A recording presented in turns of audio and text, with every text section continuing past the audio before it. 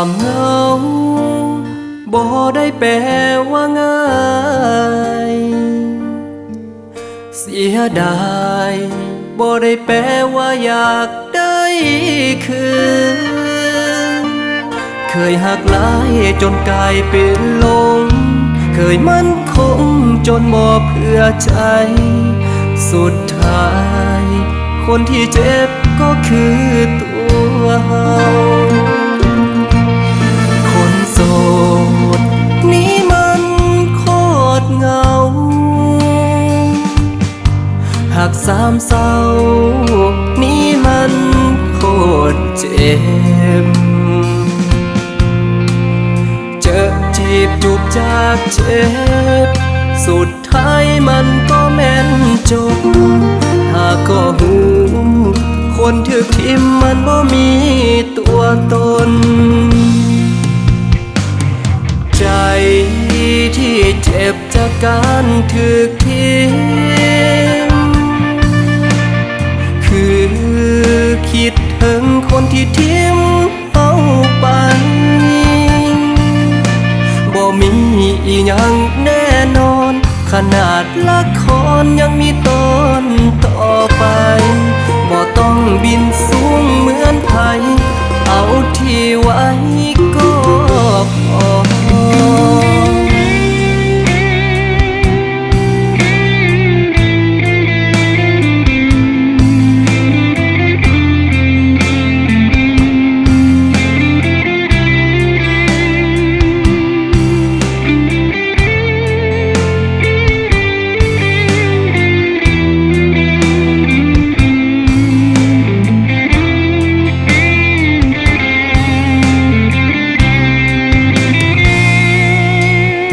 คนโสดนี่มันโคตรเหงาหักสามเศร้านี่มันโคตรเจ็บเจอจีบจูบจากเจ็บสุดท้ายมันก็แม่นจบหากก็หูคนถึกทิมมันบ่มีตัวตนใจที่เจ็บจากการถึกทิมคือคิดถึงคนที่ทิมเอาไปบ่มี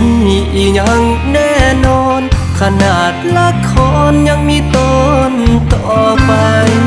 บ่ต้องบินสูงเหมือนไผเอาที่ไว้ก็พอใจที่เจ็บจากการถึกทิมคือ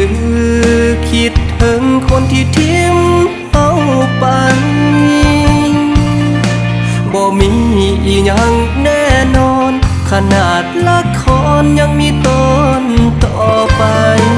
บ่ต้องบินสูง